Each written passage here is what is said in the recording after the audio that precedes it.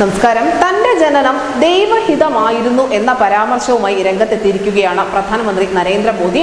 News 18 ചാനലിന് വേണ്ടി റൂബിക ലിഖായത്തിന് നൽകിയ അഭിമുഖത്തിൽ വെച്ചായിരുന്നു മോദിയുടെ ഭാഗത്തു നിന്നും ശ്രദ്ധേയമായ ഈ പ്രതികരണം ഉണ്ടായത്. തന്റെ ജനനം ജൈവികമല്ല, മറിച്ച് ചില നിയോഗങ്ങൾ പൂർത്തീകരിക്കാൻ ദൈവം അയച്ചതാണ് എന്നായിരുന്നു പ്രധാനമന്ത്രി നരേന്ദ്രമോദി നടത്തിയ പരാമർശം. വിശ്രമമില്ലാതെ എങ്ങനെയാണ് ഇങ്ങനെ ജോലിയിൽ തുടരാൻ സാധിക്കുന്നതെന്നും തളരാത്തത് എന്തുകൊണ്ടാണ് എന്നുമുള്ള മാധ്യമ പ്രവർത്തകരുടെ ചോദ്യത്തിന് മറുപടി പറയവെയാണ് മോദി ഇത്തരത്തിലുള്ള ഒരു പരാമർശം നടത്തുന്നത്. എൻ്റെ അമ്മ മരിക്കുന്നത് വരെ ഞാൻ എന്നെ ഒരു സാധാരണ മനുഷ്യനായിട്ടാണ് കണ്ടിരുന്നത്.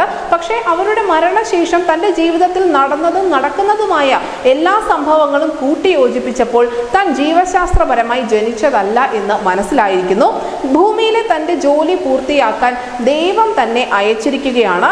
ഈ സ്ഥാനവും പ്രശസ്തിയും എല്ലാം നൽകിയത് ദൈവം തന്നെയാണ്. അതുകൊണ്ട് തന്നെ തളരാതെ സജീവമായിരിക്കാനുള്ള ഊർജം എനിക്കുണ്ട് എന്ന് ആണ് ഞാൻ വിശ്വസിക്കുന്നത്.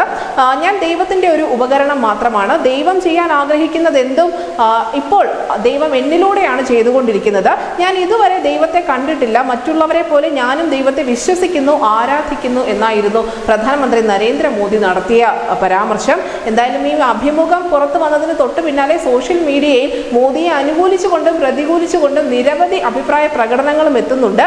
മോദിയുടെ ഈ അഭിമുഖത്തിന്റെ പ്രസക്ത ഭാഗങ്ങൾ പ്രേക്ഷകർക്ക് കാണുന്നതിന് വേണ്ടി ഡിസ്ക്രിപ്ഷൻ ലിങ്കിൽ നൽകിയിട്ടുണ്ട്. News desk Malayalam.